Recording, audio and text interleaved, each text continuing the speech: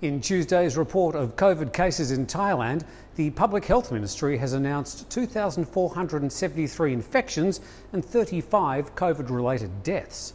The number of active cases continues to rise.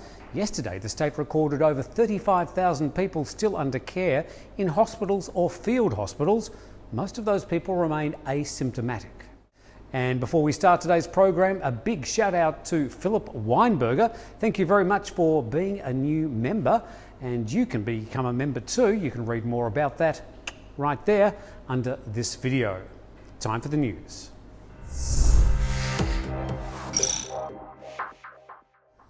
Following an abortive attempt at a kidnap for ransom at the end of March, 3 people are currently under arrest, with investigating police having warrants out for at least another 3 over the incident.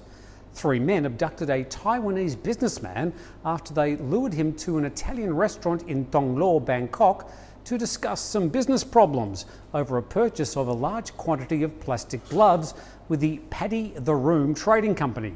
Yes, that's a real company name.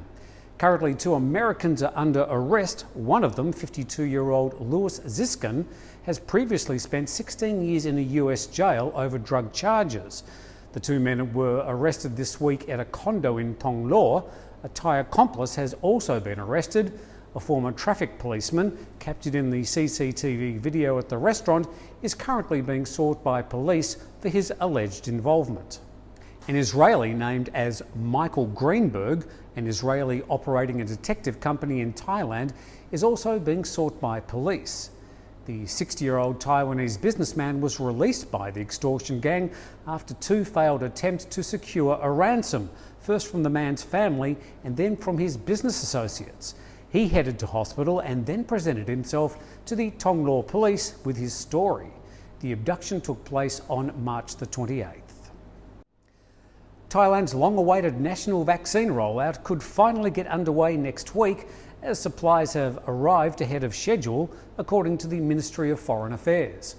Once the doses have been distributed to walk-in vaccination centres, inoculation can begin, according to the announcement. A spokesperson points out that provinces that have already taken delivery of vaccine doses can open the walk-in centres immediately. The government's also working on a version of the More Prom app that will allow foreigners living in the kingdom to register for the free vaccination program. Once launched, the app will enable foreigners to register and get an appointment at a vaccination facility. Alternatively, they'll be accepted at a walk-in centre once those are up and running, but the spokesperson points out that the registration is still the preferred option. He says the government is working on an English language version of the app, as well as versions in other languages. Specially trained sniffer dogs will soon be deployed on the streets of Bangkok to sniff out cases of COVID-19. Led by volunteers, the dogs will screen communities in the capital in the latest initiative to fight the resurgence of the virus. The project's being run by the Faculty of Veterinary Science at Bangkok's Chulalongkorn University. So far, 6 Labradors have been trained to detect COVID-19 in human sweat.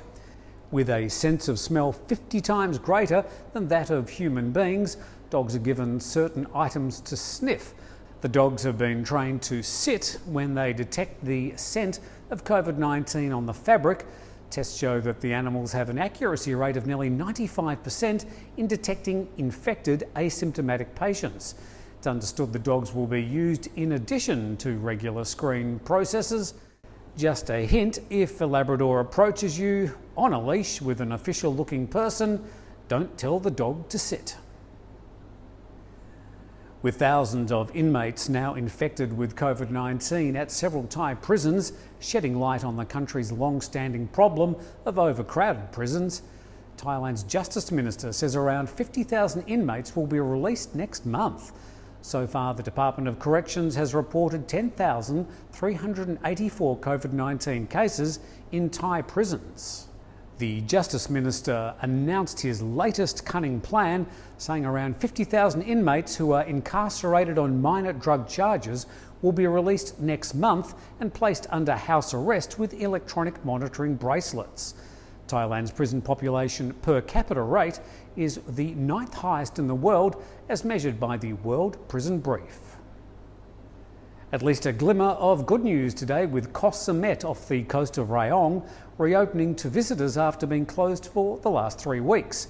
The Gulf of Thailand island is now safe to visit, according to the Koh Samet Tourism Association chairperson.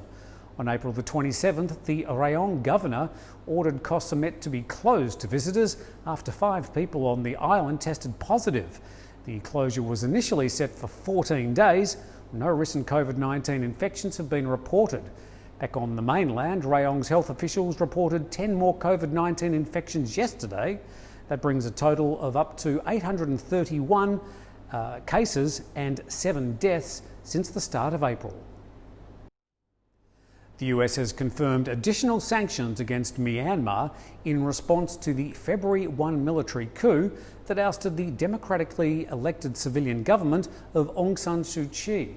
The latest round of sanctions, which have been introduced in coordination with the UK and Canada, are aimed at the State Administrative Council, the name the Burmese junta has given to their provisional military government. In particular, the sanctions target a number of prominent figures in the Burmese military, along with family members of previously identified individuals. This is the 3rd round of sanctions to be introduced by the US government in recent months. The US Secretary of State says that those who have orchestrated the coup must be held to account. The US Treasury has named 16 people targeted in the latest round of sanctions, 13 of whom are prominent figures in the Burmese military. They will no longer have access to their property and possessions in the US. The other 3 are reported to be the adult children of previously identified members of the military. Thailand Education Ministry is launching an online platform for public school students who are, once again, being forced to learn at home due to restrictions and limitations imposed by the government. The 3rd wave of the virus has prompted authorities to postpone the reopening of government schools till at least June the 1st. However, due to the daily caseload, that date may be amended again. And local fishermen have found space debris, possibly from a satellite or parts of a used rocket, on the seabed just 6 metres below the surface near an island off Phuket. At first, no one knew exactly what it was. The specialists from a Navy explosive ordnance disposal unit were first called to look at the round, hollow metal object, which was about 45 centimetres in diameter. Now, the 3rd Naval Area Command has told reporters at a press conference that the team took photos of the object and says it appeared to be a rocket fuel tank, possibly used to launch a satellite or shuttle into space. He said it matched photos online. Since the fuel tanks usually contain harmful chemicals like ammonia, drivers examined the space debris to make sure there were no chemical leaks before bringing the object to shore and taking it to the Navy HQ for further examination.